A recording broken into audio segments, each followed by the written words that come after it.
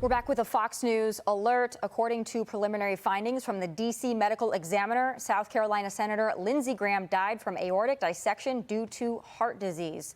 The U.S. Capitol is honoring the longtime senator by flying flags at half-staff, with the White House rolling out the same honor for Graham. Mark Meredith is live at the White House with the latest. Mark?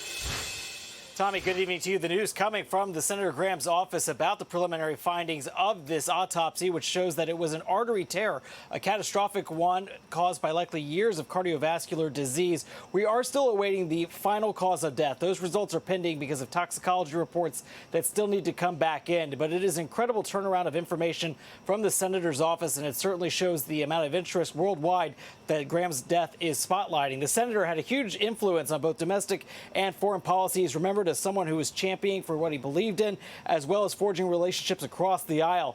President Trump spoke to Senator Graham only hours before his death. Graham had just returned from overseas. He's at the NATO summit out in Ankara, Turkey, and had meetings with Ukraine's president. Graham, also a longtime outspoken critic of Russia and Iran, is being remembered for his passion in public service. He was a great politician. People don't realize what a good politician he was. He could go in and get something approved. He would just get people on his side. He was really a talented. I don't say you probably never heard me say that about anybody, because there aren't too many of them.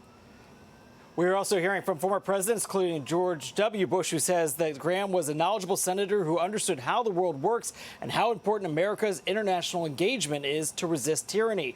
Former President Biden also weighing in, said Lindsey and I did agree on profound importance of public service. Like me, he loved the Senate as an institution, even with all its flaws and complexities.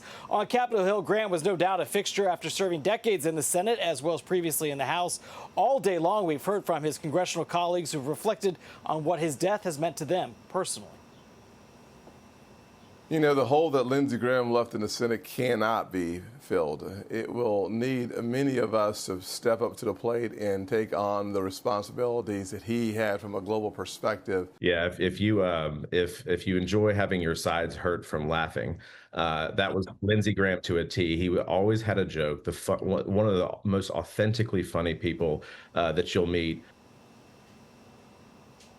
And while we have not heard from the president on camera today, he has been speaking out on phoners as well as his Truth Social post. The big headline, of course, though, is going to be this medical examiner's report, which shows it was an artery tear likely caused by years of cardiovascular disease, which killed the senator. Tommy?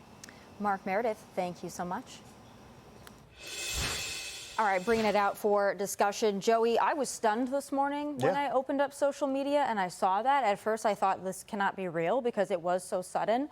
But it's obvious that he was a close friend of the president, a close friend of a lot of his colleagues. And I even saw some folks on the Democrat side putting out some heartfelt messages. I think Senator Booker put one out that I thought was very kind and very decent of him. So I appreciate that. But this man, whether you agree with his policies or not, has certainly a legacy. And it's going to be a big loss for the Senate and for D.C. as a whole.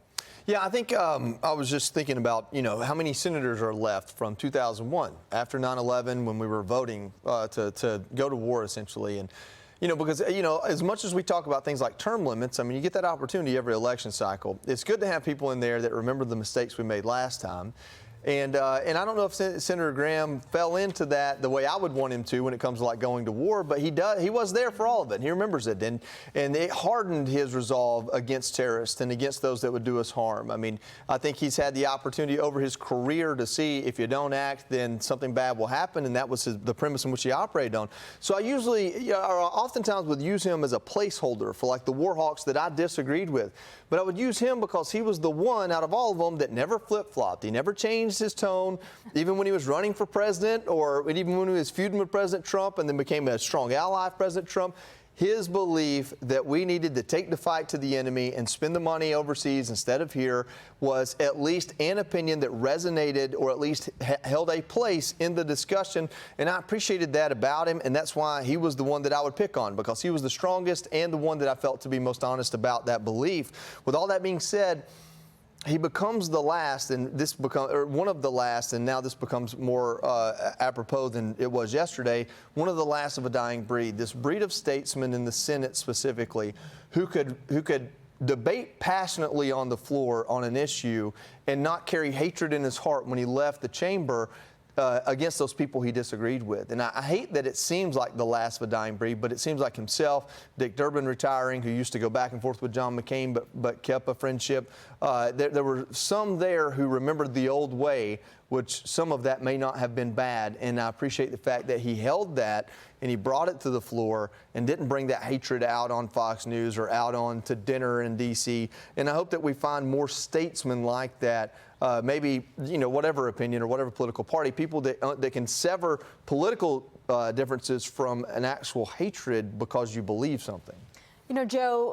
Joey brings up a great point that he has been incredibly consistent, and that has sometimes put him at odds with maybe some mega Republicans or America First, America Only Republicans, especially when it comes to the issue with Russia and Ukraine. That certainly was, a point of contention, of course, his support for Israel. But how do you think that his legacy will be remembered in terms of policy? He's a war hawk. Right. But to Joey's point, he has always been a war hawk. He's always believed in American exceptionalism, especially when it comes to our military. And therefore, you want to solve a problem with places like Iran or other bad actors, then our military should be able to rule the day. What bothers me is that you see on social media these conspiracy theories that somehow, Lindsey Graham was poisoned, or Lindsey Graham went to Ukraine and something bad happened. I'm seeing this from those on the right.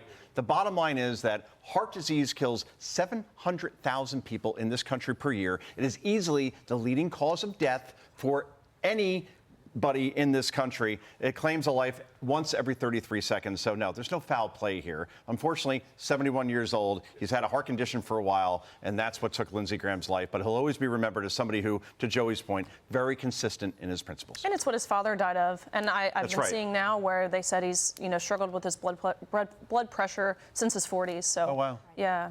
Well, more to be uncovered on that.